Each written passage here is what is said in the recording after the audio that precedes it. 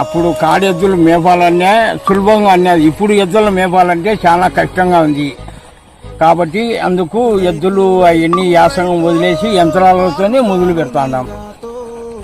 అప్పుడు ప్రతి ఒక్క రైతుకు 2 కాళ్ళు ఎద్దులు ఉంటాయి. ఆ ఎద్దులతోనే సేద్యాలు చేసుకొని అన్ని పంటలు పండించుకుంటున్నారు. ఇప్పుడు ట్రాక్టర్లతో మిషన్లతో అన్ని అయితే సులభమే, అయినా కానీ ఖర్చు ఎక్కువ. ఎద్దుల కాళ్ళు మేపాలనే అని చాలా కష్టంగా ఉంది. అప్పుడు కమలాపురం మండలంలో 500 కాళ్ళు ఉంటాయి. ఇప్పుడు 50 కాళ్ళు ఉండేది కూడా చాలా బరువుగా ఉన్నది. ఎద్దులు మేపాలంటే చాలా కష్టంగా ఉన్నది. అందుకు మొత్తము ట్రాక్టర్లతో అన్ని సేద్యాలు చేసుకుంటాను. అప్పుడు కూలీలు కూడా బాగా దొరుకుతున్నారు. ఇప్పుడు కూలీలు దొరికే కాలమే లేదు. కాబట్టి చాలా కష్టంగా ఉన్నది.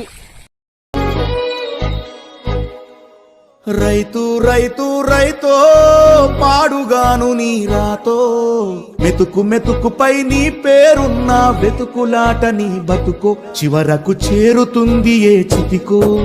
రైతు రైతు రైతో పాడుగాను నీ రాతో, మెతుకు మెతుకుపై నీ పేరున్న వెతుకులాట నీ బతుకో, చివరకు చేరుతుంది ఏ చితికో.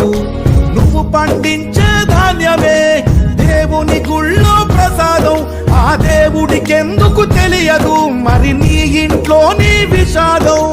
కళ్ళకద్దుకొని తింటారు నీ కన్నీళ్ళెవరు పాపరు.